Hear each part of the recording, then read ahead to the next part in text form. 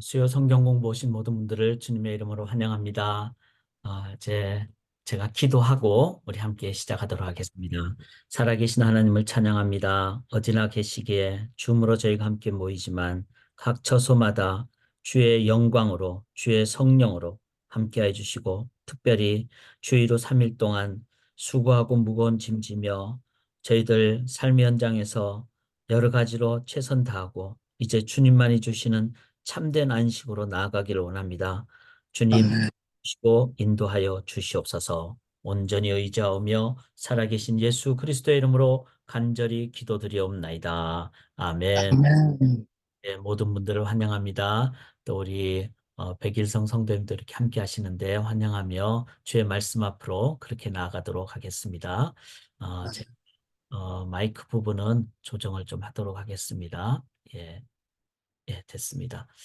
어, 우리 이제 오늘 사도행전 어, 6번째입니다. 제가 사도행전은 좀 끝까지 다 하고 싶어서 이제 저희가 6월 말까지 사도행전을 매일 성경하고 그 끝난 다음에 한 번 더 정리를 7월 첫째 주일날 혹은 둘째 주일날 제가 교회적으로 예배 끝나고 시간 될 때 함께 하려고 합니다.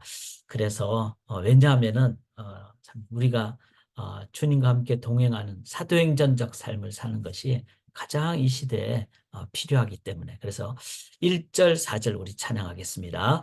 내가 매일 기쁘게 술래길 행함은 주의 팔이 나를 안보함이요.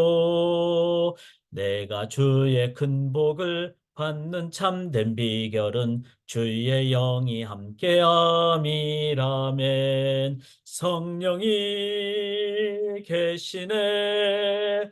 할렐루야 함께 하시네. 좁은 길을 걸으며 밤낮 기뻐하는 것 주의 영이 함께함이라. 세상 모든 욕망과 나의 모든 정욕은 십자가에 이미 못을 박았네.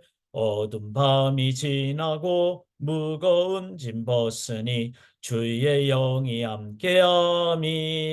성령이 계시네. 할렐루야 함께 하시네. 좁은 길을 걸으며 밤낮 기뻐하는 것 주의 영이 함께함이라멘. 주의 영이 함께할 때 좁은 길을 걸어도 밤이 되어도 또 낮이 되어도 우리가 기뻐하며 능력으로 나가게 될 줄 믿습니다.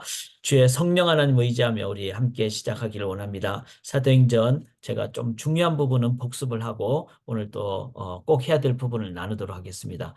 신앙의 이 단계를 잘 기억을 하시고 죄로부터 출애굽하는 단계, 믿음으로 광야에서 훈련받는 단계, 그다음에 가나안으로 들어가는 단계, 가나안을 넘어 열방으로 가는 단계, 그 열방을 현재적인 삶으로 살아가는 단계. 그래서 실은 1단계부터 4단계지만 현재는 5단계다. 이걸 생각하시면서 우리가 이 단계 5단계가 다 필요합니다. 그리고 다 점검이 매일매일 될 때 우리가 십자가의 은혜를 의지하지 않고서는 오늘도 하루를 시작할 수가 없죠. 이제 그런 면에서 이 5단계를 우리가 늘 기억하면서 사도행전은 역동적으로 이렇게 전진한다. 그래서 땅끝까지 간다. 이것이 하나님의 복음이고 그 중요한 게 어떻게 갈 것이냐. 그것을 저희들이 사도행전을 통해서 배우게 됩니다. 다 외우셨죠? 이제 1, 8, 13 그래서 28장까지인데 이제 13장부터는 사도 바울의 전도 여행이 되고 그다음에 1차, 2차, 3차, 4차 이렇게 되는데 오늘 저희가 새아침 기도회 때 19장을 함께 나눴습니다. 그래서 이제 3차 전도 여행. 그래서 이제 남은 기간 동안에 로마까지 가는 그 전도 여행을 저희가 함께 나누기를 원합니다. 그렇게 나누고 사도행전은 그래서 행함의 장이다. 그리고 이 행함은 나를 변화시키는 것뿐만 아니라 세상을 뒤집어 엎는 것이다. 거꾸로 된 세상을 뒤집어 엎는 것이다. 그 다음에 온 세상 땅끝까지 가는 것이다. 이건 지역적인 땅끝뿐만 아니라 우리가 문화적으로 또 계층적으로 또 세대적으로 어느 지역이든지 또 심리적인 내면까지 깊은 초자의 영역까지 우리가 나아가는 이게 바로 사방으로 두루 다니는 영역이다. 그래서 이제 13장부터가 이제 사도 바울의 1차 선교행이 시작되기 때문에 1장부터 12장까지의 내용을 정리하는 것은 중요합니다. 그래서 큰 그림을 봐야 된다. 그래서 구약과 신약을 다 그리고 구약을 넘어 신약으로 본질로 나아가는. 그 다음에 이 모든 것의 핵심은 예수를 주와 그리스도 사도행전 2장 36절에 주와 그리스도. 그래서 주와 그리스도란 말은 뭔가? 5가지입니다. 예수님 행하신 성육신, 십자가의 죽음, 그 다음에 뭐죠? 부활하셨죠. 그 다음에 승천하시고, 그 다음에 재림하시는. 이 5가지의 예수 그리스도를 나의 주와 그리스도, 하나님과 메시아로 고백할 때, 그게 회개고, 그럴 때 주님의 능력이 내 속에 역사하니까 나는 어떻게 됩니까? 증인이 된다는 거죠. 이 증인은 목에 칼이 들어와도 내가 예수를 부인할 수가 없습니다. 죽음 앞에서도 스데반 집사님처럼 담대하게 나아갑니다. 그래서 예수를 주와 그리스도로 고백하는 자를 다른 사람들이 보면서 저 사람은 성육신적인 삶을 사는구나. 십자가의 대속으로 의롭게 사는구나. 부활의 능력을 믿고 사는구나. 하나님이 승천하셔서 주님으로 이제 지금도 하나님 나라의 그 삶을 준비를 하고 계시는구나. 다시 오시는구나. 그 앞에 주님 앞에 설 때까지는 판단하지 않고 최선을 다하고 그렇게 나아간다. 이게 바로 그리스도인이라는 거예요. 그래서 사람들이 나를 향해서 저 사람은 그리스도인이다. 저는 이게 제일 중요하다고 생각합니다. 저를 향해서 뭐 인간 누구누구는 참 좋은 사람이다. 착한 사람이다. 뭐 별로 안 좋은 사람이다. 아니면 뭐 사업을 잘한다. 뭘 한다. 이게 아니라 저 사람을 보니까 잘 모르겠지만 뭔가 다르다. 알고 보니까 예수님 때문에 그렇더라. 그래서 그리스도인이다. 그렇게 불륜받는 게 제일 중요하죠. 목사라는 호칭보다 그리스도인이라는 호칭, 성도라는 호칭이 제일 받고 싶어 합니다. 자, 이것은 성령 하나님의 역사하심을 우리가 따를 때. 그래서 내 속에 성령은 어떤 영이죠? 구할 때 주신다 그랬죠. 지금도 성령을 구하시면서. 그리고 이것은 어, 기도할 때, 예수 이름으로 의지하며 기도할 때. 그래서 사랑하는 여러분, 우리가 살면서 넘어질 때도 있고, 고난당할 때도 있고, 핍박당할 때도 있고, 이럴 때, 기도할 때 우리들은 하나님의 능력을 힘있게 됩니다. 성령의 능력을 힘있게 됩니다. 예수의 5가지 역사를 힘있게 됩니다. 그래서 지금도 기도하시고 이러면서 점점 사도행전은 이제 초대교회의 그 소그룹 공동체가 이제는 더 확산되는 이 말은 뭐 개교회가 확산된다는 게 아니라 재생산되는 그래서 그런데 이렇게 발전되고 확산될 때 본질은 반드시 끝까지 가야 됩니다. 본질이 뭘까요? 여기 위에 성부 하나님, 성자 예수님, 성령 하나님, 기도 이런 것이 본질이죠. 그리고 이 모든 것은 성경의 토대 위에서. 그래서 베드로도 그렇고 바울도 그렇고 사도행전에 나타난 수많은 설교의 핵심은 구약을 신약의 그 내용을 토대로 해석을 하는 즉 성경이 본질이죠. 이 삼일체 하나님이 본질이죠. 그래서 본질은 변화되지 않아야 됩니다. 그러나 어려움이 올 수도 있고 또 그 안에서 더 조직이 발전될 수도 있고 지역이 확대될 수도 있고 유대인에서 이방인이 될 수도 있고 이거는 뭐죠? 발전적인 forming의 측면이죠. formation 그다음에 transformation. 이제 뭐 유대인에게서 헬라인으로 가는 것은 트랜스포메이션이잖아요. 변혁적인 삶이잖아요. 그래서 발전과 변혁의 모습, 본질과 발전과 변혁의 모습. 이것이 바로 하나님 나라. 그래서 궁극적으로는 사도행전에 계속 반복되어 나오는 단어 중에 하나가 하나님의 나라라는 겁니다. 자, 인간의 나라, 뭐 누구 뭐 어떤 위대한 사람의 나라 이게 아니라 하나님이 통치하는 나라, 하나님이 왕 되시는 나라, 하나님 영광 받으신 나라, 하나님의 뜻이 이루어지는 이 땅이 이루어지는 나라. 그것을 하기 위해서는 세상이 거꾸로 된 게 많고 그러니까 업사이드 다운 뒤집었고 온 세상으로 나아가는 하나님 나라 건설. 이게 바로 사도행전은 정말 비전의 책이고 헌신의 책입니다. 그래서 더 기대가 되죠. 자, 13장부터도 더 기대가 되죠. 13장부터 이제 1차 전도여행이 시작되니까 그런데 이 전도 여행이 시작되는 그 초반으로 뭐가 나옵니까? 이제 베드로가. 그래서 사도행전 8장에는 뭐가 나오죠? 바로 빌립을 통해서 이제 사마리아에 복음이 증거되는 그것을 저희가 보게 됩니다. 그래서 사마리아, 그러니까 예루살렘에서 사마리아까지 가게 되는 것이죠. 그리고 9장에 보면은 이제 베드로가 이 유대 지역에서 루따로 가고 욥바로 가고, 루따에서는 뭐가 일어납니까? 우리가 알듯이 애니아라는 8년 동안 중풍병으로 어려웠던 사람이 일어나게 되고, 욥바에서는 다비다라는 여제자가 죽었다가 살아나게 돼요. 뿐만 아니라 욥바에서는 무두장이 집에 가서 베드로 사도가 시몬이라는 무두장이 집에서 이제 머물게 되는, 그러니까 하루가 아니라 머문다는 말은 오랫동안 머물게 되는, 며칠 동안 머물게 되는. 그런데 이거는 뭐죠? 내면적인 변혁이죠. 예루살렘을 넘어 사마리아를 갔죠. 그 다음에 이 중풍병자는 우리가 생각할 땐 8년이니까 제가 그랬죠. 완전수가 7년인데 7년 다음에 8년이니까 아픔으로 7년을 넘어 8년이라는 것은 불가능수. 우리가 생각할 때는 이제 더 이상 못한다. 주님 안에서는 그 불가능이 가능케 되는 기적의 역사가 일어난다는 거죠. 그래서 루타에서 애니아라는 8년 된 중풍병자를 낫게 되는 역사. 이거는 트랜스포메이션이죠. 요바에서는 다비다라는 죽은 자가 살아나는, 이것도 변혁이죠. 트랜스포메이션.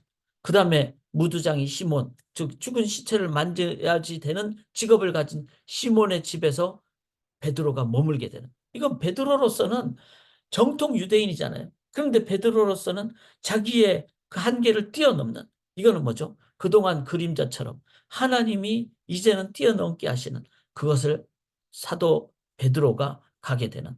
그리고 가장 중요한 것은 10장에 어디로 가죠? 가이사라로 가서 고넬료, 이방인의 그 고넬료를 만나서 이제 이방인도 꾀하게 된다는 이것을 10장에 체험을 하고, 그래서 10장이 아주 중요한 장입니다. 베드로가 변혁되는 그 장인데, 여기 10장 이제 성경을 펴보세요.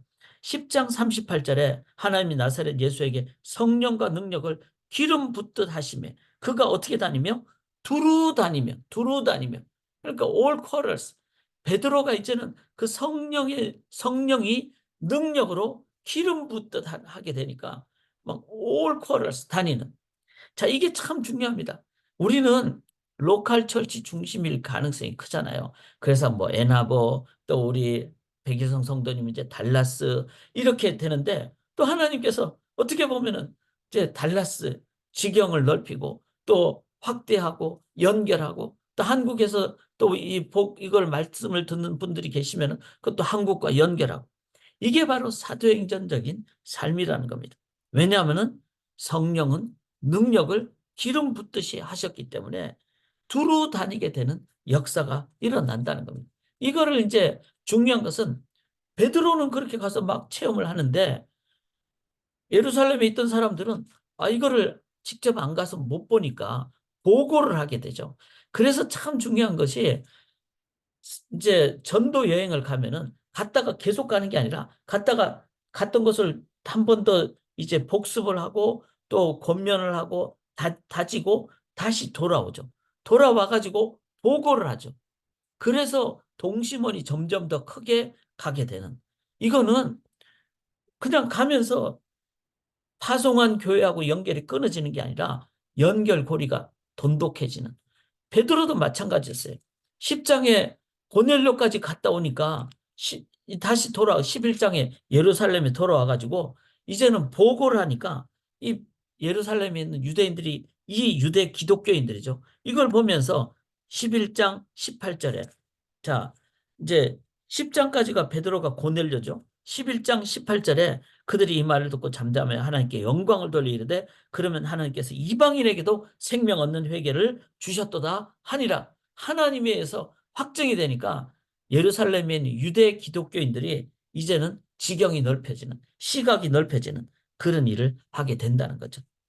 그리고 12장에 가면은 핍박이 옵니다. 핍박이 오는 이 상황을 통해서 어떻습니까? 더 강력한 삶을 살아가게 되죠. 여기서 이제 13장부터가 중요한 장면이 나오는데 바로 사도 바울이 바나바와 함께 이제는 복음을 전하러 다닌다는 거죠. 그런데 11장 한번 봐보세요. 11장 24절에 11장 24절, 22절부터 읽겠습니다. 11장 예루살렘 교회가 이 사람들의 소문을 듣고 바나바를 안디옥까지 보내니 자 이제는 안디옥은 이방인 그리스도인들이 많은 사람들이잖아요. 여기 11장 20절에 그중에 구브로와 구레네 몇 사람이 안디옥에 이르러 헬라인에게도 말하여 주 예수를 전파하니 안디옥은 예루살렘에서부터 선교를 파송하려면은 이제 너무 유대인들이 많은 지역이잖아요. 예루살렘은. 그러니까 그 다음 거점으로 시리아 안디옥을 이제는 거기로 삼는다는 겁니다. 선교의 거점으로 삼는다는 거예요. 그래서 왜냐하면 거기는 이제 튀르키아까지 가는 헬라인들도 올기가 쉬운 곳이니까. 그래서 이 안디옥에 그래서 누가 있습니까? 24절에 11장 24절에 바나바는 착한 사람이요 성령과 믿음이 충만한 사람이라 이에 큰 무리가 죽게 더하여지더라. 자, 바나바가라는 사람이 참 중요합니다. 바나바는 예루살렘에서부터 안디옥까지 연결하는 사람이었어요. 그래서 자기의 막 밭도 팔아서 막 헌금도 하고 착한 사람이고 성령과 믿음이 충만한 사람이고 그런데 이 바나바가 어떤 사람이었죠? 바울을 개발한 사람이었어요. 여기 성경을 한번 봐보세요. 어, 9장을 봐보시면은, 9장을 보시면은, 사울이, 9장 26절에 사울이 예루살렘에 가서 제자들을 사귀고자 하나, 다 두려워하여 그가 제자들. 자, 사울이 다메섹 도상에서 가다가 변화가 됐어요. 그래서 이제 자기는 이때가 예수 믿는 사람을 죽이려 하다가 예수 믿는 사람들이 이제는 그 사람들과 함께 사역하려고 예루살렘으로 돌아가는데 제자들을 사귀고자 하나 다 두려워하여 그가 제자됨을 믿지 아니하니 안 믿었어요. 왜냐하면 바울은 막 강한 사람이었기 때문에. 그런데 27절에 9장 27절에 바나바가 데리고 사도들에게 가서 그가 길에서 어떻게 주를 보았는지와 주께서 그에게 말씀하신 일과 담에게서 그가 어떻게 예수의 이름을 담대히 말하는지를 전하니라. 바나바 때문에 바울이란 사람이 연결이 됩니다. 그리고 28절에 사울이 제자들과 함께 있게 됩니다. 이게 얼마나 중요한 일입니까?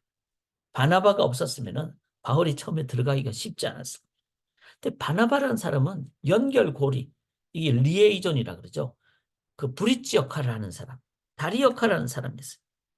참 이런 은사가 다 다르죠. 바울은 막 개척을 하고 바나바는 연결하고 바나바가 없었으면 마가 요한이 그 토로스 산맥 넘을 때 너무 힘들어서 떠나면은 구제를 못하죠. 근데 바나바가 챙겨줘서 마가 요한이 그렇게 나중에 마가복음을 쓰는 사람이 되었다는 겁니다. 참 바나바의 이 사역은 제자 되어 제자 삼는 사역이라 할 수 있습니다. 그래서 바나바가 어떻게 하죠? 이제 29절에 9장 29절에 또 주 예수의 이름으로 담대히 말하고 헬라파 유대인들과 함께 말하며 변론하니 그 사람들이 죽이려고 힘쓰거늘 형제들이 알고 가이사르로 데리고 내려가서 다소로 보내니라. 자, 이제는 바울이 이제 좀 핍박을 받고 이러니까 바나바가 다소, 바울의 고향인 다소에 가서 좀 있으라. 그리고는 다시 11장으로 와보세요. 11장으로 와서 이제 다소에 가 있는 바울을 이제 예루살렘 교회에서 수리아 안디옥 교회가 이제 선교의 거점이 딱 되려고 하니까 바나바가 어떻게 합니까? 여기 11장 24절에 바나바는 착한 사람이요 성령과 믿음이 충만한 사람이라 이에 큰 무리가 죽게 더해지니라. 바나바는 사람들이 막 몰리는 그 소위 말해서 이제 동력자들이 몰리는 그런데 이때 바나바가 어떻게 합니까? 25절에 11장 25절에 바나바가 사울을 찾으러 다소에 가서 만남에 안디옥에 데리고 와서 둘이 교회에 수리아 안디옥에서 1년간 모여 있어 큰 무리를 가르치고 제자들이 안디옥에서 비로소 그리스도인이라 일컬음을 받게 되었다. 자, 이때 바나바만 혼자 한 게 아니라 바울과 같이 사역을 했다는 거예요.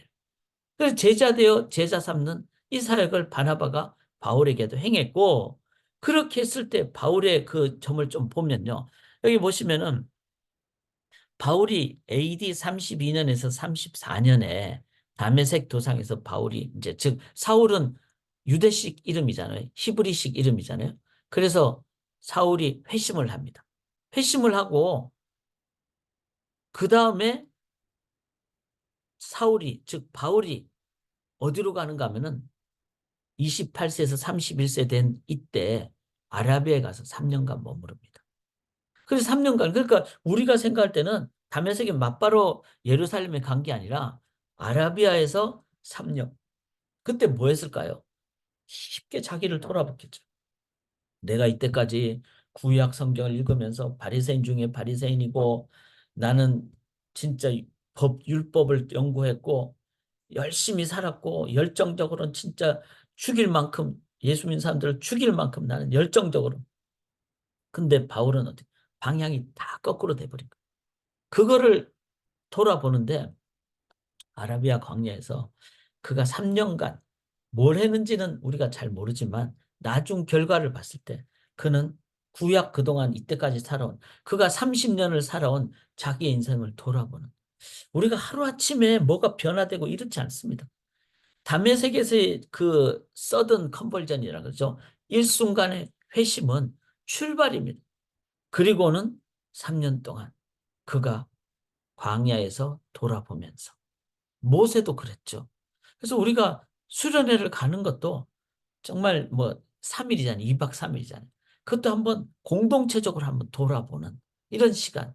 또 우리가 이 제가 여름 동안에는 이제 수요 성경 공부를 잠시 멈추고 이렇게 하는 이유는 저도 한번 돌아보고 또 어떻게 보면은 그동안 못했던 신방을 좀 더 하고 이제 이런 일을 하려고 합니다. 이런 그, 그 하나님 앞에서 자기를 돌아보는 시간을 갖는.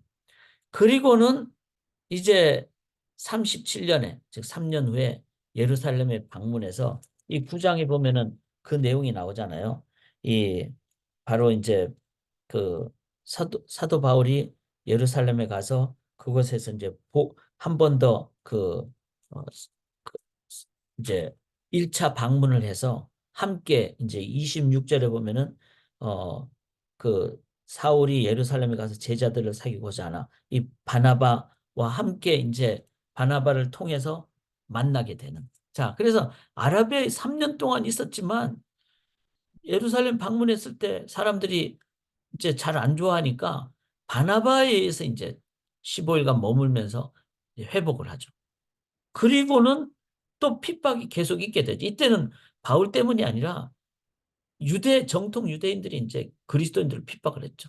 이때 바나바가 바울의 고향 다소로 가서 거주하게 합니다. 이게 몇 년 동안 했죠? 8년 동안 했어요. 8년 동안.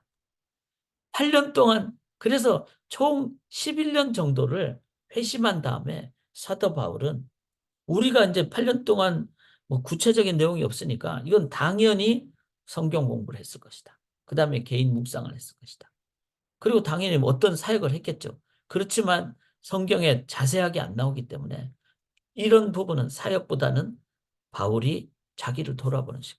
그래서 참 이걸 보면서 우리가 너무 빨리 뭘 하려고 하는 것은 좀 문제다 이런 생각을 하게 됩니다. 그 뭐 엄청난 바울도 11년 정도를 돌아보고 물론 이제 다 한 다음에 사역을 한 게 아니라 여기 예루살렘 2차 방문했을 때도 이미 제자들과 함께 이제 교류를 하고 이렇게 했죠. 그러니까 이제 사역과 또 성장을 같이 하지만 성장하는 쪽에 초점을 점점 더 맞추니까 사도 바울이 40세가 됐을 때 그때 즉 사도행전 11장에 바나바가 이제 수리아 안디옥 교회에서 바울을 데리고 와서 1년 동안 공동 목회를 합니다. 1년 동안. 1년 동안 공동 목회를 하고 그 다음에 어떻게 하죠? 이제 준비가 되니까 13장에 사도 바울과 함께 바나바가 1차 선교행을 떠나게 됩니다. 그래서 이제 40세에서 41세가 딱 되니까 이제 1차 안디옥 교회 파송으로 수리아 안디옥 교회 파송으로 그렇게 되는 거죠. 자, 1차 선교여행은 우리가 잘 알듯이 안디옥, 수리아 안디옥 여기 제가 화면에 있죠. 안디옥에서 이제 바보 섬으로 가서 이제 구브로 사이프러스 섬이죠. 거기서 또 아탈리아 가서 여기서 이제 토러스 산맥을 넘어서 비시디아 안디옥을 가고 여기서 막 핍박이 오니까 루스드라 가고 더베 가서 거기서부터 다시 돌아와서 이제 바울이 안디옥까지 다시 오게 되는 요게 1차 선교 여행이다. 그래서 이제 지명에 있어서도 밤빌리아 지역이다. 그러면은 지금 이 어, 바로 아탈리아에서 비시디 안디옥까지 가는 그 지역을 넘어서는 게 밤빌리아 지역이다. 뭐 이런 정도의 이제 지명을 해놓으면은 우리들이 이해하기가 쉽죠. 자, 그래서 이제 1차 선교행이 13장부터 시작을 합니다. 그래서 지난주 했기 때문에 내용을 여러분들이 한 번 더 쭉. 그래서 저는 이 사도행전을 이제 이렇게 정리를 딱 하고 다시 1장부터 이제 계속 읽고 또 13장까지 읽고 또 1장부터 15장까지 읽고 뭐 이런 식으로 하면은 훨씬 더 그 속에 역동적인 면을 깨닫게 된다는 겁니다. 여기서 중요한 포인트 하나가 13장에서는 27절입니다. 성경책을 좀 펴시면요. 13장 27절에 저는 이게 중요한 포인트라고 생각하기 때문에 말씀드리는 거예요. 예루살렘에 사는 자들과 그들 관리들이 예수와 및 안식일마다 외우는 바 선지자들의 말을 알지 못함으로 예수를 정죄하여 선지자들의 말을 응하게 하였다. 그러니까 성경을 아무리 암송하고 뭐 이래도 제대로 이해를 못하니까 성경 공부가 안 돼 있으니까 거꾸로 했다는 거예요. 그리고 엉뚱하게 했다는 거예요. 이 부분이 저는 이 사도 바울의 선교 여행에서 아주 중요하다고 생각합니다. 사도 바울의 선교 여행의 본질은 말씀이었어요. 말씀. 그래서 이 말씀을 그래서 46절에도 보시면 13장 46절 바울과 바나바가 자 여기서 중요한 게 바울이라는 이름이 먼저 나오는 게 바로 이때부터 나옵니다. 그래서 이제 전에 그 제가 이 설명은 드렸죠. 13장 9절에 보면 바울이라고 하는 사울이 자 바울이라는 이름이 그전부터 나왔지만 그 이제 처음으로 이 바울이란 이름이 나오는 게 이 13장 9절에 그전에는 뭘로 나오죠? 사울로 나옵니다. 그러니까 히브리서 이름에서 이제 수리아 안디옥 교에서 이제는 어디죠? 뭐 사이프러스 섬이라든지 밤빌리아 지역이라든지 토러스 산맥을 넘어서 비시디 안디옥까지 가려면 헬라인들은 많이 만나니까 헬라식 이름 바울루스라는 이름으로 했다는 거예요. 그러니까 선교는 듣는 사람들에게 복음이 전달되도록 하기 위해서 내 이름도 뭐 영어식으로 한다든지 언어도 중요하고 이런 게 중요하다는 거예요. 자, 그런데 이 13장 46절에 바울과 바나바가 이제 그전에는 바나바와 바울 이렇게인데 여기서부터는 바울이라는 이름이 더 먼저 등장합니다. 이제 왜냐하면은 바나바가 이제 바울을 양육을 했죠. 도와줬죠. 근데 바울은 더 강력한 열정적인 사람이었어요. 그 다음에 이제 어떤 의미에서는 바울이 이제 더 전면에 나서야 되는. 자, 그럼 우리가 생각할 때는 아, 바울이 높습니까? 바나바 그런 말도 안 되는 그게 아니고 하나님 안에서는 다 도구죠. 그리고 주의 은혜로 구원받으니까 내가 뭘 자랑하겠습니까?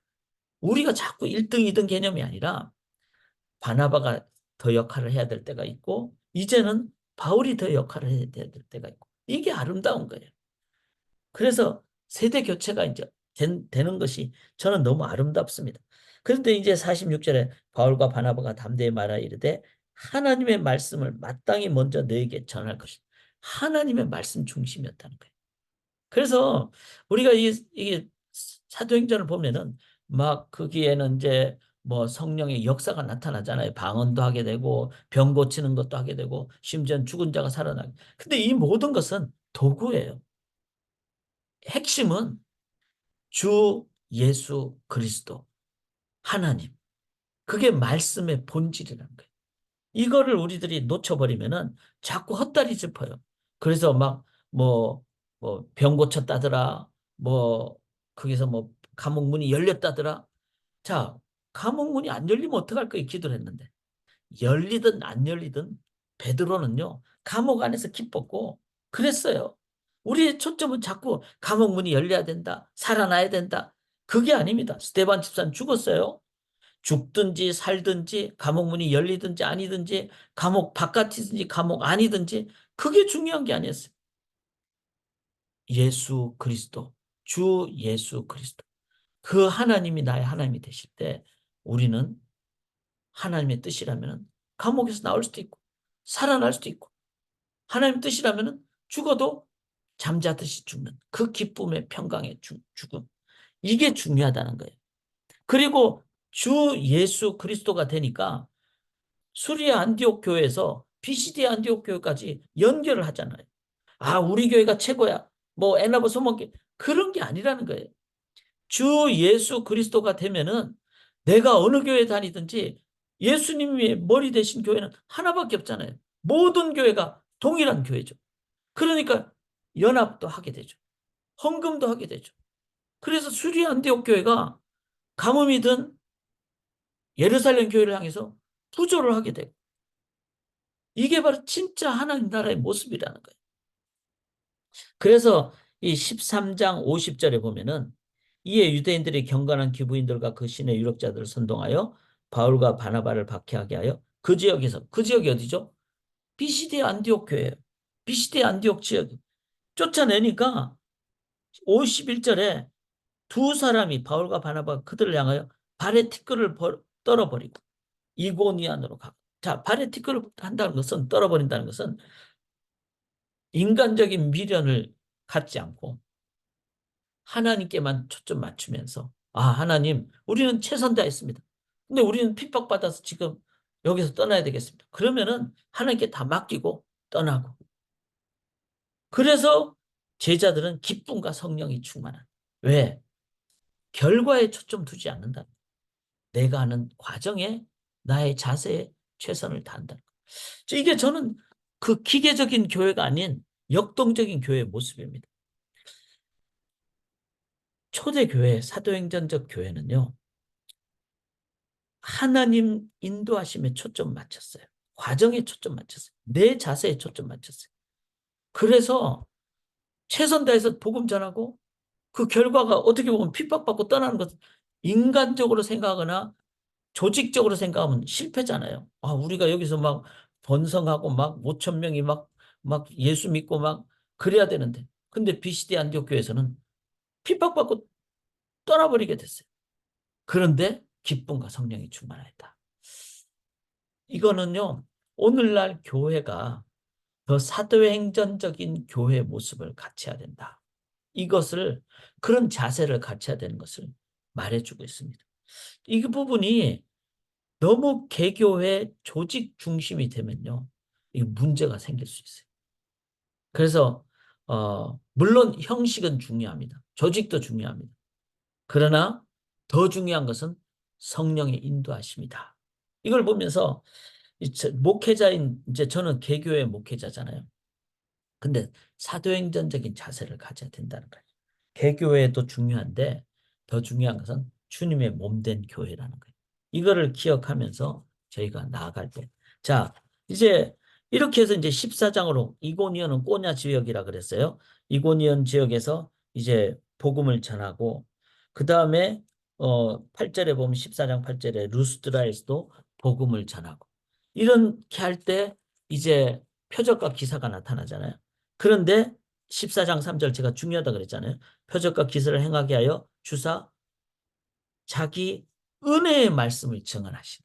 그러니까 표적과 기사가 중요한 게 아니라 이거는 도구고, 은혜의 말씀을 증언하기 위해서 하나님 필요하면 표적과 기사를 주신다는 거예요. 그리고 4절에 보면 그 시내에 무리가 나뉘어 유대인을 따르는 자도 있고 두 사도를 따르는 자도 있더라. 복음 증거의 결과가 다 성공이 아닙니다. 진짜 성공은 내가 표적과 기사에 초점 맞추는 게 아니라 은혜의 말씀을 전했는가, 내가 성령과 기쁨이 충만한가, 이게 성공이지. 막 뭐 다 전했는데 100% 믿었다, 그거는 우리의 소관이 아니에요. 하나님과 그 당사자들의 소관이에요. 그래서 과정에 초점을 맞추고 자세에 우리의 평가를 맞추는 것. 우리 수련회도 마찬가지예요. 또 우리 교회 사역도 마찬가지예요. 저는 옛날에는 막 결과에 초점을 맞췄어요. 그거는 잘못된 겁니다. 과정에 최선을 다하고 그렇게 했을 때 우리들은 그게 제일 하나님 앞에서 평가받는 길이다. 이거를 기억을 해야 됩니다. 자, 그 다음에 이제 여기 그 루스드라, 더베 이런 데 가니까 이방 신들 있잖아요. 12절에 보면 바나바는 제우스라고 바울은 헤르메스다. 그러니까 신처럼 보인다는 거죠. 그러니까 사도 바울과 바나바가 어떻게 합니까? 15절에 우린 여러분과 성정이 같은 사람입니다. 그래서 하나님께만 영광 돌리는 이런 자세. 그래서 이것도 되게 중요한 그런 자세죠. 복음 증거자의 자세는 영광을 하나님께만 돌려야 돼. 내 자신이 아니라. 그래서 저는 이제 교회가 자꾸 만약에 큰 교회가 되면은 목회자가 영광 받기가 쉽잖아요. 그때 조심해야 돼. 목회자도 조심해야 되고 또 개교회가 너무 그냥 막 우리 교회가 막 이제 막 모든 것을 다 해야 돼 이렇게 돼버리면은 개교회에 묶여버릴 수가 있어요. 그래서 형식은 중요합니다. 개교회도 중요하죠. 그러나 수리아 안디옥 교회가 비시디 안디옥 교회로 막 파송을 했듯이 그렇게 해야 된다는 겁니다. 자, 그 다음에 이제 중요한 거는 여기 14장 21절에 보면 복음을 그 성에서 전하여 많은 사람을 제자로 삼고 루스드라와 이고니안과 안디옥으로 돌아갔어. 이제 바울이 거꾸로 가는 거잖아요. 그리고 제자들의 마음을 굳게 하여 이 믿음에 머물러 있으라 권하고 이건 뭐죠?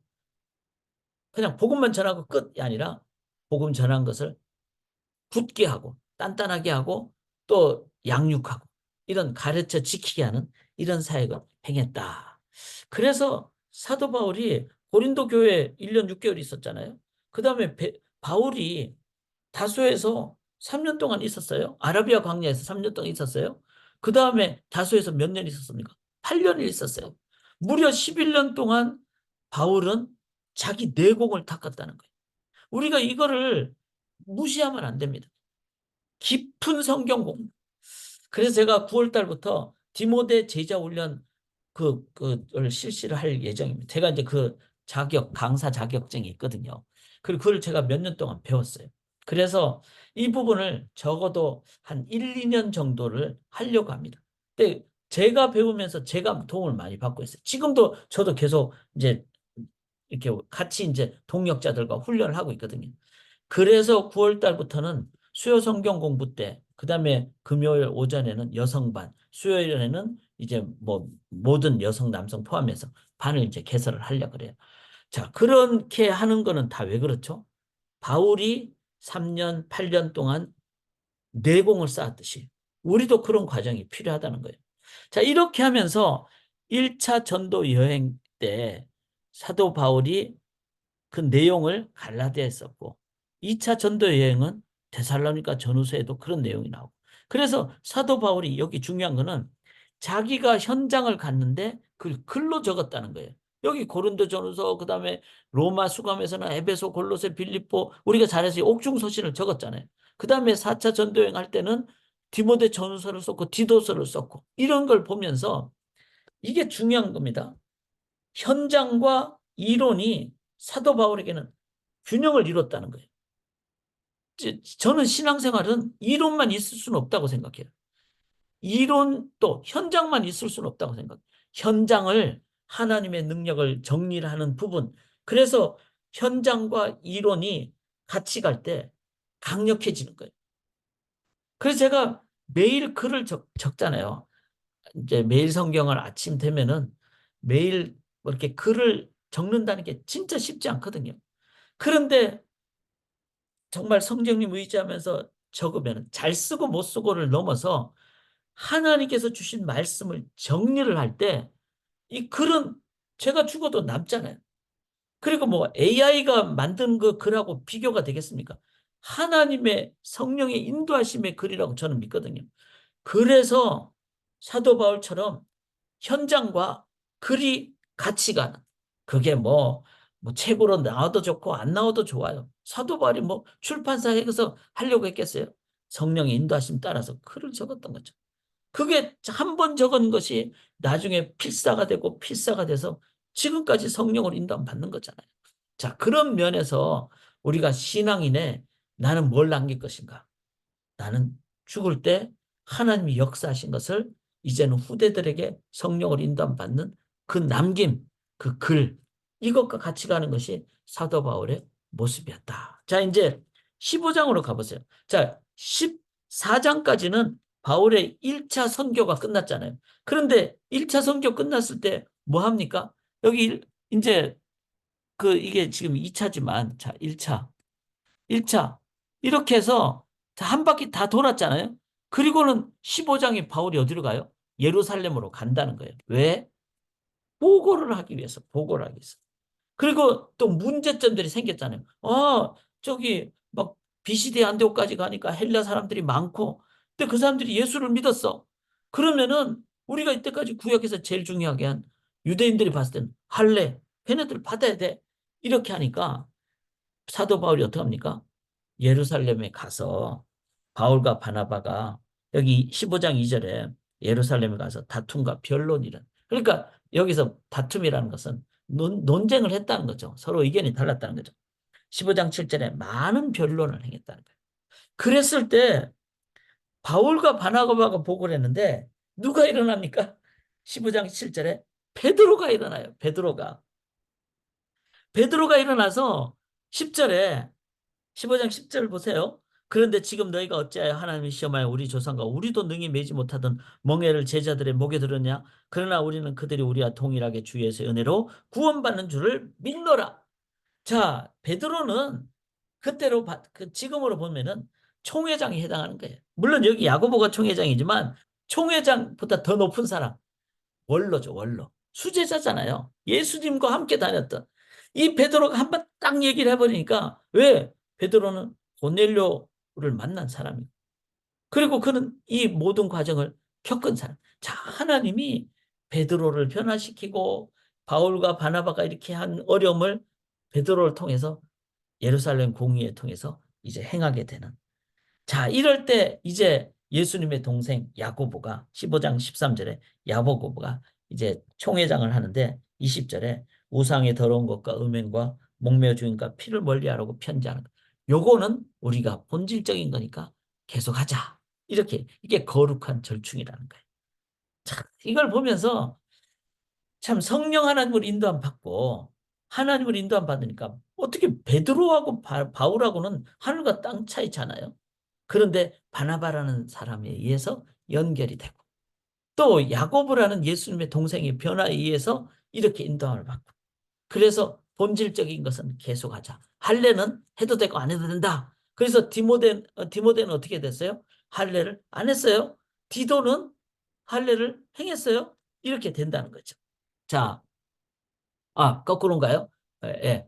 그래서 행해도 되고 안 해도 되고 이 할례는 그렇게 해서 이제 15장 36절에 이제 2차 선교 여행을 가려고 합니다. 그래서 가려고 하는데 이때 이제 좀 문제가 생기죠. 바나바하고 바울이 마가를 데리고 가느냐 마느냐. 그래서 바나바는 안 데리고 가고 안 가고 마가를 데리고 어디로 가죠? 여기 구브로 섬으로 이제 가게 되고 그리고 여기 구브로 섬이 여기 있습니다. 오른쪽 지도에 보시면은 더베 밑에 구브로 섬. 그리고 바울은 이제 갑니다. 그래서 여기 15장 41절에 수리아와 길리기아로 가게 되는 그런 이제 그 되면서 2차 선교 여행을 시작합니다. 그리고는 이제 자, 안디옥에서 이제 바울이 2차 선교여행을 갈 때는 어디로 가죠? 육로로 갑니다. 여기 이제 육로로 이렇게 해서 더베 루스트라 16장 1절에 보면 더베 루스트라 여기서 디모데를 만나서 이제 데려다가 할례를 행한 16장 3절에 왜냐하면 디모데는 아버지가 헬라인이었기 때문에 어머니는 유대인이고 그러면은 어 이제 할례를 행해도 되고 안 해도 되는데 디모데의 경우는 할례를 행해서 더 유대인들에게 복음 전하는 것이 더 좋으면은 할례를 행하고 디도 같은 경우는 둘 다 헬라인이었으니까 부모가 너는 안 해도 돼 이렇게 했다는 거죠. 이게 바로 이제 덕스러운 선교적인 자세를 가진 그런 모습이라는 거죠. 그리고는 여기 16장 6절에 이제 바울이 여기 지도를 보시면은 더베를 넘어서 이제 여기 그 비두니아 뭐 이 지역을 이렇게 쭉 다니는데 바울이 16장 6절에 성령이 아시아에서 말씀을 전하지 못하게 하시거늘 그들이 부르기아와 갈라디아 땅으로 다녀가. 제가 그 전에 한번 새벽에 말씀드렸죠. 어, 부르기아와 갈라디아 땅은 여기 지도 왼쪽에 보시면은 안디옥 위에 그 갈라디아예요. 그래서 이 지역이 갈라디아 이쪽 지역인데 이고니온에서 안디옥을 거쳐 에베소로 가는 게 대로였어, 대로. 그러니까 편한 길이었죠. 그 길로 가면은 그냥 복음을 더 잘 전할 수가 있어요. 그런데 성령께서 이 아시아는 여기 왼쪽이잖아요. 우리가 말하는 지금 아시아가 아니고 그때 당시 에베소 지역을 아시아라 지역이라 그래요. 이쪽으로 바울은 가고 싶었어요. 근데 성령께서 너 대로로 가는 거 그거 중요치 않아. 그래서 바울은 이 대로를 안 가고 갈라디아와 부르기아, 갈라디아 위에 있는 지역이 부르기아 지역인데 이 지역에 부르기아, 갈라디아 땅으로 그랬어요. 땅으로. 길이 아니고 땅이 뭐죠? 아직 개발되지 않은 수풀이 많은 땅을 얘기하는 거예요. 얼마나 힘들어. 그냥 한 절로 땅으로 다녀도 그랬지만 실제로 그때 당시에 사도 바울의 그 짐승의 위험과 강도의 위험과 그리고 배고픔의 위험과 땅이 대로가 아니니까 갈 때 얼마나 힘들었겠어요. 그럼에도 불구하고 사도 바울은 뭐죠? 성령의 이끌림을 받는 입장이니까 눈에 보이는 대로를 안 갔다는 거예요. 저희가 기도를 많이 해야 되는 이유가 여기 있다고 생각합니다. 선교는요, 성령의 이끌림을 받고 나가야 됩니다. 눈에 보이는 대로는 에베소까지 가면 얼마나 좋겠어요. 근데 지금도 오지로 가는 선교사님들이 계세요. 제가 아는 분들 많은 분들이 그렇게 계세요. 그래서 아프리카에 이름도 들어보지 못한 곳에 가서 평생을 바치는 분도 계세요. 성령의 이끌림을 받을 때 그때 사도 바울은 지금 대로가 아닌 이 갈라디아 땅으로 가서 어디로 가죠? 예수의 영이 비두니아로 가고자 했는데 성령께서 허락하지 않았어요. 그러니까 이제 어디로 가게 되죠? 드로아로 내려가는데 밤에 이 마게도니아에서 한 사람이 오라고 환상을 보게 된다. 그리고는 바울이 이 드로아에서 배 타고 어디로 가죠? 빌립보로 가게 돼요. 유럽으로 가게 되죠. 여기서 이제 자주장사 루디아를 유럽의 첫 여성도를 회심자를 만나게 되죠. 그리고는 마게도니아 즉 유럽으로 가는 선교의 길을 열게 된다. 이걸 보면서 저희가 참 그 성령에 민감한 것이 너무나 중요하다. 그리고 성령에 민감하니까 우리가 봤을 때는 바울 고생 많이 했다 이런데 바울은 외적으로는 고생했어요. 그러나 그 속에는 성령의 그 친밀함, 기쁨, 이게 이제 바울 속에, 그건 이 성령을 인도함 받지 못한 사람은 모르는 거죠. 그래서 우리가 성령을 인도함 받을 때 이해를 하게 돼요. 바울의 기쁨. 그래서 이제 밤중에 이제 감옥에 갇히잖아요. 그런 빌립보에서 감옥에 갇히는데 바울은 어떡합니까? 감옥에서 나올 생각이 없어요. 왜냐하면 영혼에 초점이 있기 때문에. 그래서 간수를 믿게 하는 그런 역사를 갖게 되죠. 마음의 평안함이 있어요. 왜냐하면 성령에 계속해서 민감했기 때문에. 자, 17장으로 넘어가면 이제 바울이 암비볼리아, 아벨로니아, 데살로니가 자, 이게 지도를 보시면은 이제 빌립보에서 어디로 가죠? 여기 데살로니가로 가는 17장은 데살로니가로 가는 그런 지역이죠. 데살로니가 갔는데 여기서도 이제 복음을 증거하는데 항상 그렇죠. 잘 믿는 사람도 있지만 잘 믿지 않는 사람도 있고. 그래서 이제 핍박을 받는데 아손의 집에서 이런 얘기를 하죠. 6절에 천하를 어지럽게 하던 이 사람들. 즉 데살로니가 선교에서는 막 믿는 사람도 있고 안 믿는 사람도 있고. 그래서 바울이 어디로 갑니까? 데살로니가에서 어디로 가죠? 베레아. 여기 왼쪽 지도에 보면 데살로니가에서 바로 옆으로 베레아로 가게 되죠. 베레아에 있는 성도님들은 어떻습니까? 여기 유명한 17장 11절 보세요. 베레아에 있는 사람들은 데살로니가에 있는 사람들보다 더 너그러워. 자, 이들이 아직 기독교인이 되지 않았어요. 그런데 이 사람들이 기본적인 자세가 더 너그러워. 첫째, 너그럽다는 건 오픈 마인디드라 그랬어요. 그러니까 마음이 티처빌리티, 즉 잘 배우고 싶다. 그래서 마음을 열고 그 다음에 간절한 마음으로, 왜냐하면 진리를 알고 싶어서. 그 다음에 상고했다. 이거는 체질하듯이 아나크리노, 아주 자세하게. 그래서 성경 공부가 필요하다는 거예요. 매일매일 성경 공부를 해야 돼요. 매일 성경으로, 퀄리티 타임으로. 그걸 어떻게 날마다 했다는 거예요. 날마다. 그렇게 하니까 12절에 그중에 믿는 사람이 많게 돼요. 그래서 오늘날에는 너무 교회가 좀 느슨한 것 같아요. 물론 뭐 주일날 예배 드리는 분들 좋죠. 그런데 그게 다가 아니라는 걸 꼭 가르쳐야 돼요. 그래서 저는 제가 매일매일 매일 성경을 나눈 이유가, 물론 성도님들 알아서 하십시오. 그런 분들이 계세요. 그렇지만 이렇게 같이 하지 않으면은 쉽지 않아요. 왜냐하면은 뭔가 도움이 있어야 되고 가이드가 있어야 되기 때문에. 자, 이렇게 해서 이제 베레아 교회 성도님처럼 우리들이 말씀을 배울 때 여기 보면 믿는 사람이 많고 헬라의 기부인과 남자가 적지 않고, 저는 참 너무 귀하더라고요. 이렇게 해서 이제 베레아에서 어디까지 갑니까? 아테네까지. 아테네는 어디죠? 여기 보면은 베레아에서 이제 한참 밑으로 내오는 이 아테네까지.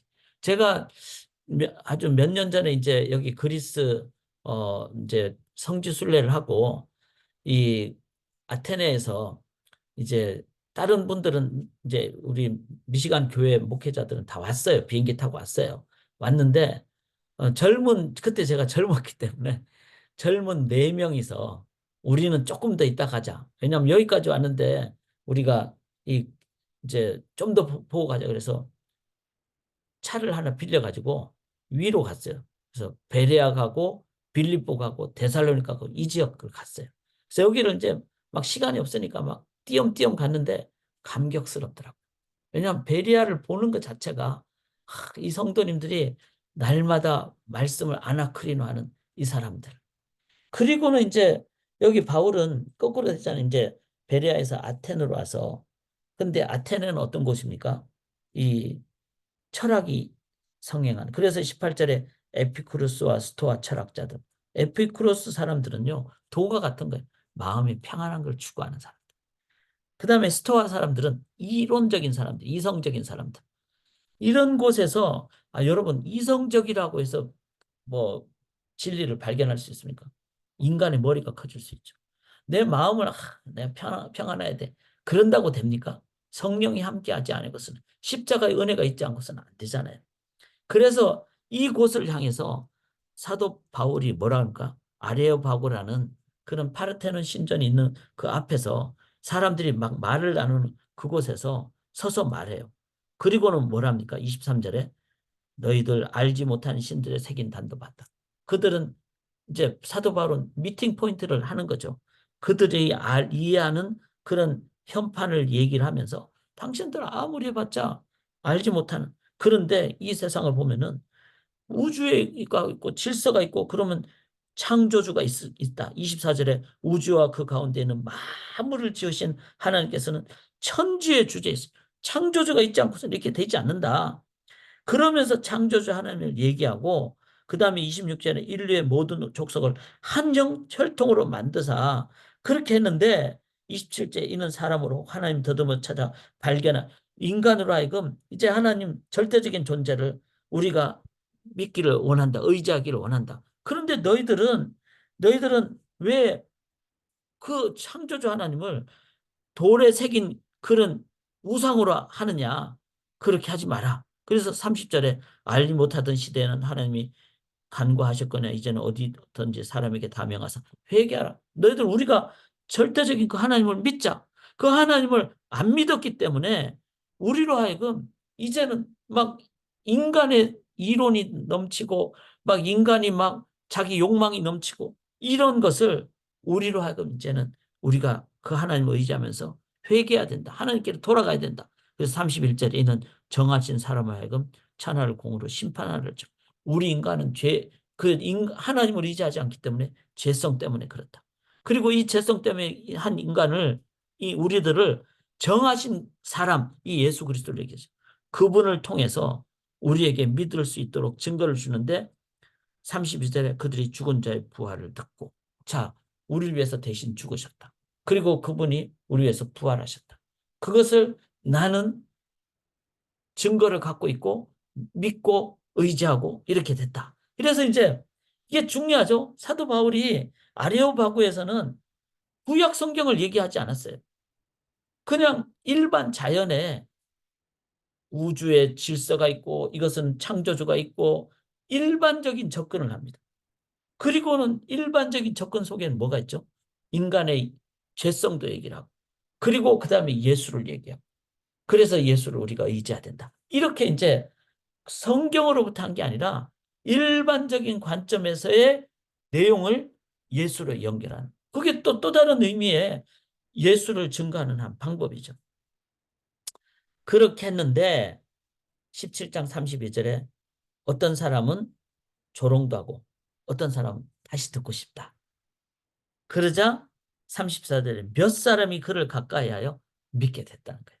그러니까 몇 사람이니까 어떻게 보면 많은 사람이 믿었다는 그것이 아니기 때문에 어떤 면에서는 뭐 많지 않으니까 선교에 실패? 절대로 그렇지 않습니다. 우리는 자꾸 막 5천 명이 믿어야 된다 그러는데 한 명이라도 제대로 믿는 것이 필요해요. 그 중에 아레오바고 관리 디오누시오와 다말이라는 여자와 또 다른 사람들도 있었더라. 참 이거를 보면서 저는 우리가 어떻게 선교해야 되는가 여러 가지를 배우게 됩니다. 자, 18절 보세요. 이제 아덴을 떠나 고린도에 이르러 고린도에 이르는데 거기에 어, 아굴라라는 본도에서 난 유대인 한 사람을 만나니 글라우디오가 모든 유대인을 명하사 로마에서 떠나라고 한 고로 자 로마는 그 이탈리아잖아요. 거기서 아굴라라는 사람이 막 황제 핍박을 받고 이쪽으로 온 거예요. 고린도에 온 거예요. 고린도는 그리스 바로 옆이잖아요. 고린도에 온 거예요. 그런데 여기에서 누구를 만나요? 브리스길라와 아굴라를 만나는. 그래서 이제 바울은 브리스길라와 아굴라와 같이 말씀을 이제 공부하고 연구하는. 그래서 5절에 보면 하나님의 말씀에 붙잡혀 이렇게 나옵니다. 자, 여기 아까 그 파르테논 신전 앞에 여기가 아레오바고입니다.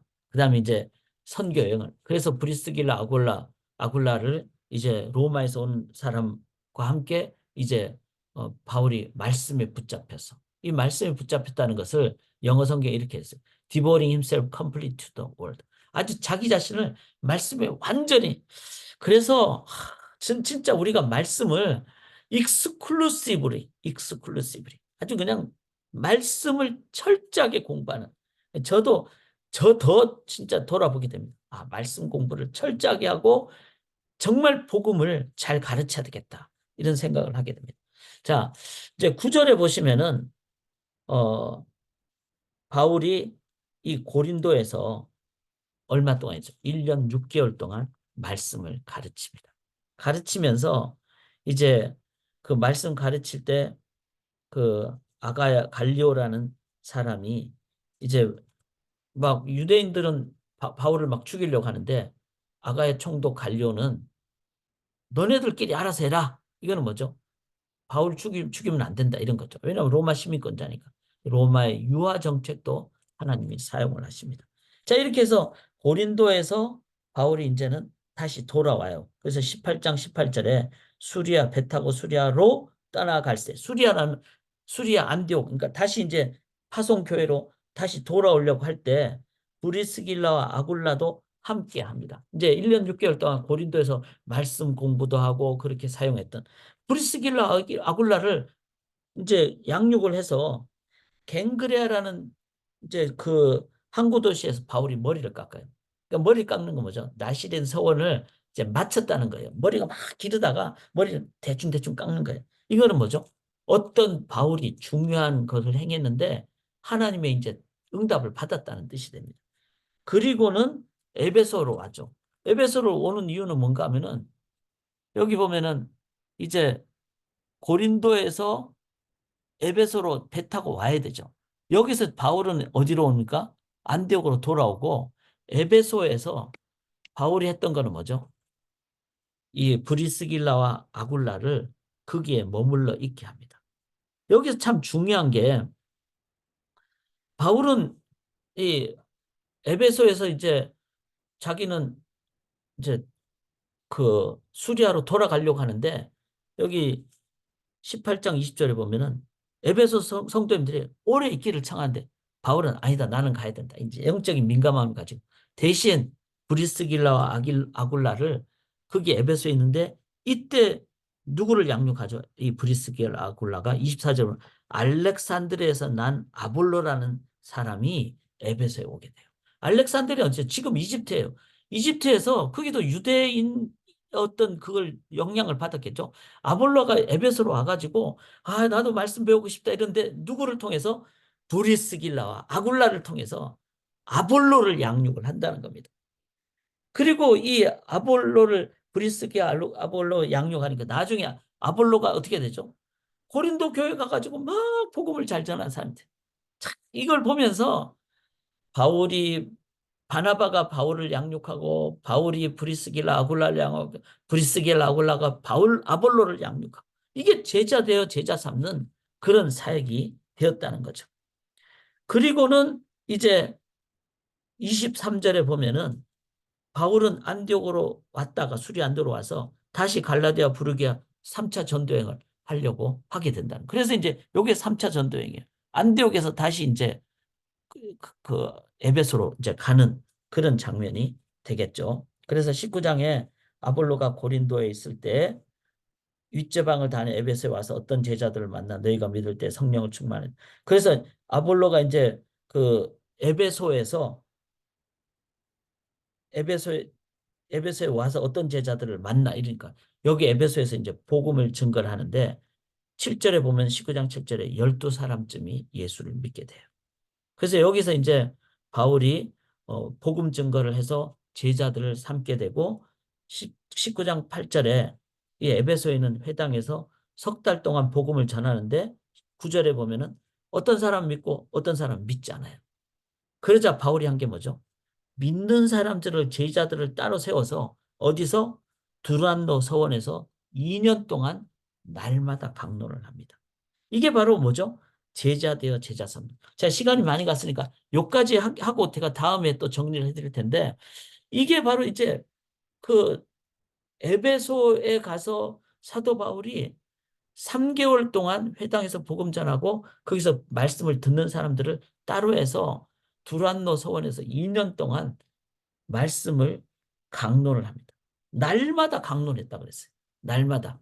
날마다 강론인데 이 에베소를 통해서 이제 뭐죠? 에서버두 사빌라 초대 7교회에 어떤 영향력을 끼치게 되고 여기 에베소가에 두란노 서원이 있습니다. 그러니까 벽만 남았죠. 벽만 남았는데 제가 여기를 실제로 가보니까 이 벽이 여기 서원이 오늘날 얘기하면은 도서관이에요. 도서관인데 벽과 벽 사이 이렇게 공간이 있어요. 여기가 엄청나게 더운 지역이거든요. 그러니까 공간에 바람이 돌므로써 이 안에 있는 책들이 이렇게 습기가 차지 않도록 그렇게 고안을 해놨다고 이제 들었어요. 그래서 여기는 도서관에 책들이 많은 그런데 더운 지역인데 날마다 2년 동안 바울이 제자 훈련을 했잖아요. 그런데 전례에 의하면은 이게 이제 소위 말해서 돈을 내고 렌트를 해야 돼요. 어떤 방을. 근데 바울이 돈이 많지 않으니까 제일 더울 때 렌트를 해가지고 성경 공부를 했다는 거예요. 근데 이 사람들은 제자들이니까 헌신을 하고. 그래서 제가 그걸 가서 현장 가서 그 더운 떼약볕에 가서 보면서 야, 바울 사도가 진짜 제자 훈련에 예수님의 말씀대로 그냥 복음 전하고 이게 아니라 2년 동안 매일 제자 훈련을 시킨 그것도 제일 더운 때 돈이 없으니까 그런 걸 하면서 복음이 모든 걸 이겼다는 거예요. 그리고 이 에베소 교회를 통해서 에서부터 사빌라 그 초대 교회가 그 다음에 유럽으로 복음이 증가되는 이제 그래서 우리가 다음에 7월 달에 제가 한 번 더 만나기를 원해요. 지금 매일매일 여러분 새벽기도 좀 오세요. 그래서 사도행전을 28장까지 잔세하게 보고 7월 달에 같이 정리를 할 때 이거를 딱 정리를 해놓으면은 우리 교회가 어떤 교회가 돼야 되는지 나는 어떤 신앙생활을 해야 되는지 이거를 우리가 볼 수가 있다는 거예요. 자, 이게 지금 에베소 지역이거든요. 이 높이에서 밑으로 내려가잖아요. 이게 뭐죠? 제일 부자들이 높은 지역에 살고 물이 밑으로 내려가요. 그 화장실도 화장실 물이 밑으로 내려가죠. 이렇게 해서 이제 다 에베소 가면 여기가 발굴이 잘 돼 있어요. 높은 사람들은 위에 살고 이렇게 하고 그 다음에 바울이 여기 19장에 보면은 여기 그 전체 모인 장소에서 이제 복음을 증가하는 그런 내용이 나오는데 이게 바로 전체 집회 장소. 이게 발달이 이런 걸 사도 바울이 다 활용을 했어요. 로마의 것을 활용을 했어요. 그래서 이제 1차, 2차, 3차 다음에 바울이 로마로 가는 것은 어떻게 갑니까? 이쪽으로 해서 이제는 가게 되는. 그래서 이제 1차를 한번 정리를 해보면요. 요게 1차예요. 1차 성령. 여기 수리의 안도역에서 비시디의 안도까지 이렇게 해서 돌아왔다는 거예요. 그 다음에 2차는 이제는 어디까지 가죠? 마게도냐까지 갔다고 오는 거예요. 3차는 그리스까지 갔다가 오게 되는. 그래서 특별히 에베소 지역을 4차는 어디 가지요? 배 타고 이제 가가지고 로마까지 가게 되는. 이러면서 이 지역이 점점 더 커지게 되는 그런 것을 우리가 보게 된다는 겁니다. 자, 시간이 없으니까 요건 다음에 제가 하도록 하는데 역동적인 사역을 기대하고 기다리고 기도하게 된다. 이거를 보게 됩니다. 제가 수요 성경 공부를 제가 오늘까지 하는 이유는 다음 주부터는요. 우리 그 미끼 캠프도 하고 VBS도 하고 그다음에 제가 코스타도 가게 되고 그다음에 우리 마이그런트 선교도 하게 되고 여름 기간에 선교 사역이 많습니다. 뿐만 아니라 좀 충전의 시간도 필요합니다. 그동안에 제가 충전뿐만 아니라 성도님들 좀 신방을 좀 하려고 합니다. 그러니까 잘 못 나오시는 분들 또 뭐 우리 직장 신방을 한다든지 이런 그래서 7월, 8월은 이 부분을 좀 더 해야지 9월에 좀 정비를 할 수 있을 것 같습니다. 그러나 새아침 기도회는 6월 말까지는 매일 할 거예요. 매일 하는데 사도행전을 마치면 지금 예상으로는 7월 7일 주일에 예배 끝나고 교회에서 제가 사도행전 전체 정리를 하려고 합니다. 그 다음에 9월 달 되면은 제가 이제 수요 성경부를 조금 바꿔서 9월 달에 제가 18일 날, 9월 15일 날 이제 디모데 제자 훈련을 오리엔테이션을 하고 주일 날, 그 다음에 두 가지 반을 실시를 하려고 합니다. 지금 생각으로는. 그래서 수요반과 금요반 이렇게 하고, 그러나 지금 수요 성경부 하듯이 권별 특강이나 주제별 특강은 제가 안 하는 게 아니라 필요시 주일 예배나 특별히 디모데 제자 훈련 중간중간에 특강을 할 그런 계획을 갖고 있다는 것. 그래서 제가 목회자로서 전체적으로 균형 잡힌, 그 다음에 집중도 하고, 이제 이렇게 하려고 하니까, 기도해 주시고, 또 우리가 더 말씀 앞으로 그렇게 나가도록 하겠습니다. 제자들 제자 삼아서 우리가 복음의 역동적인 사도행전의 28장을 넘어 29장으로 나아가는 저희가 되기를 원합니다. 제가 우리 내일 모레부터 있는 수련회 위해서 기도해 주시고 제가 오늘은 마무리 기도하고 여러분 한 5분 정도 후에 제가 줌을 마무리하겠습니다. 하나님 참 사도행전 저는 참 지리도 잘 모르고 사람 이름도 잘 기억 못하는데 그러나 가슴이 뜨거워집니다. 잘 기억할 수 있도록 힘주시고 또 지리도 잘 이해해서 그러나 공부를 넘어서 29장, 30장을 삶으로 써내려가는 그런 역동적인 우리 교회가 되고 또 소망교회가 되게 성도님들이 되게 도와주시옵소서. 하나님, 우리가 고정되지 않고 또 우리가 혹시 비본질적인 것을 더 중요시 여기면 다 내려놓고 본질을 추구하는 진짜 교회, 사도행전적인 교회가 계속되게 도와주시옵소서. 그렇게 주님만을 의지하고 삶으로 이 세상 사람들이 우리를 보면서 저 사람들은 그리스도인들이다. 그렇게 정말 별명을 계속 불리움 받을 수 있도록 주님 예수 중심 살게 도와주시옵소서. 믿고 감사드리며 우리 주 예수 그리스도의 이름으로 간절히 기도드리옵나이다. 아멘.